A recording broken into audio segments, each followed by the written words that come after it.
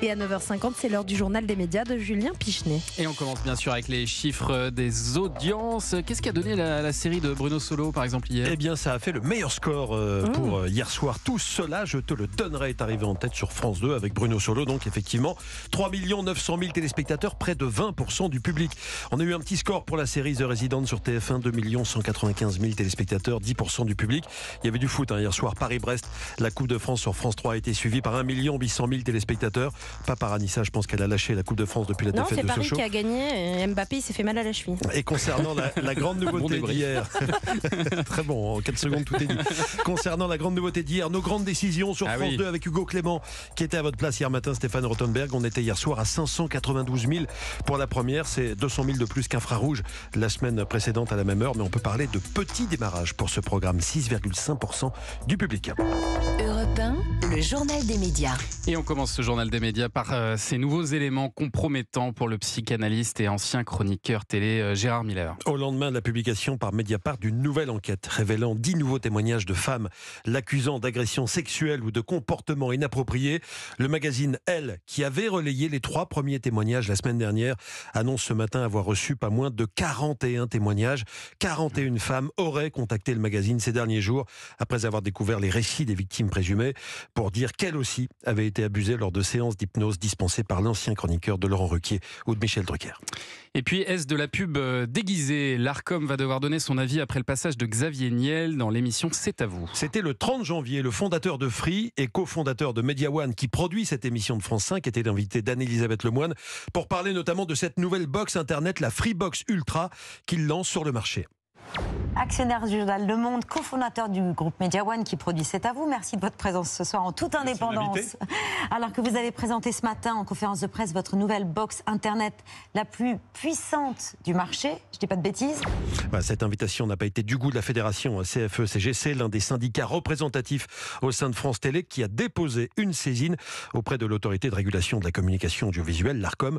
Le syndicat regrette que l'entretien ait pris une tournure promotionnelle et qu'Anne-Elisabeth Lemoine ait qualifié la Freebox Ultra, on vient de l'entendre, de plus puissante du marché sans offrir de comparaison avec les box concurrentes.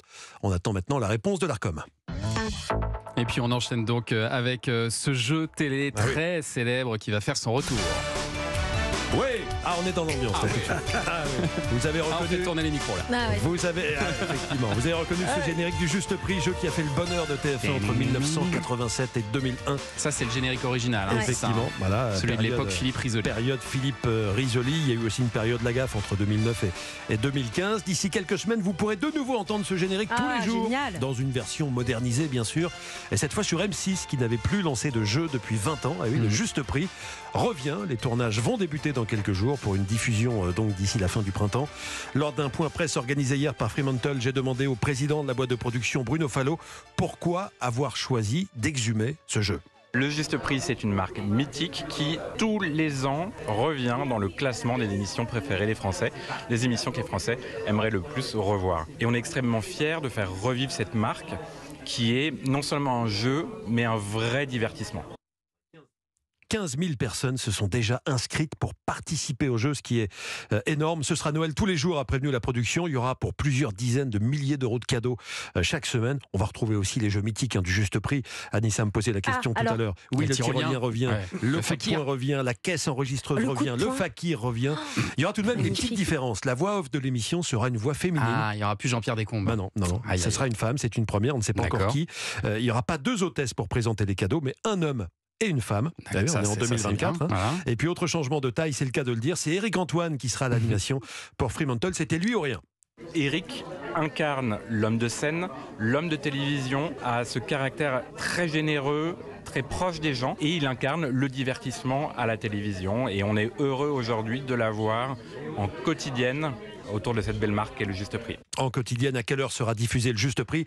Je suis allé un petit peu à la pêche aux infos, pour l'instant on ne dit rien. Ce sera possiblement aux alentours de 18h. En fait, les cases suivantes sont prises par le meilleur boulanger de France, le 1945 et scène de ménage. Mais est-ce qu'il ne tenterait pas 18h, de revenir à l'heure du Juste Prix de l'époque ? Non, mais même à 19h, à l'époque Lagaffe, c'était à 19h sur TF1. À l'époque, Philippe Risoli, c'était plutôt aux alentours du déjeuner. Du déjeuner, exactement. Là, a priori, on est plutôt sur le pré-access. Et quand on avait interrogé Guillaume Charles sur cette question, il parlait effectivement de l'Access et peut-être 19h. Bon, on verra. Vous n'avez pas d'informations à nous donner, j'imagine, Stéphane Rothenberg. Je me ferai brûler en place publique par les bien patrons sûr. si je donnais une info. Non, je crois savoir, mais bon, on verra.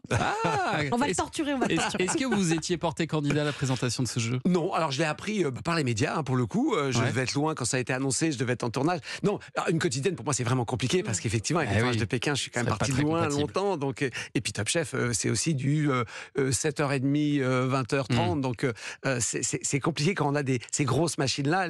Je peux faire des quotidiennes d'été, des petites choses comme ça. Mais non, c'est compliqué un jeu. Parce que ce qui est génial dans les jeux de plateau, comme on dit, c'est cette quotidienneté. Et bien sûr. Et alors, autre retour, mais alors cette fois sur TF1, c'est celui de la série Master Crime. Ouais, la première saison avait cartonné en fin d'année sur TF1. Muriel Robin et sa compagne Anne Lenaine avaient attiré entre 4 et 5 millions et demi de téléspectateurs en novembre dernier, à chaque jeudi soir. La première chaîne l'a confirmé. Il y aura une saison 2 avec encore 6 épisodes de 52 minutes. Le tournage a d'ailleurs commencé hier à Paris. Et puis Europe 1 sera partenaire du festival Cannes Série début avril. La nouvelle édition de Cannes Série qui aura lieu du 5 au 10 avril précisément. C'est un festival gratuit, ouvert au public, durant lequel sont présentées des séries de tous les styles et de tous les pays. L'an dernier, on s'en souvient, c'est la série Tapis avec Laurent Lafitte qui avait été présentée pour représenter la France. Quelle sera la série française qui sera en compète cette année, qui fera l'ouverture? On en saura plus. Il y en a beaucoup, des très bonnes séries françaises. Ouais. Notamment, on pense à Sambre, qui en a Cœur Noir, excellente série française.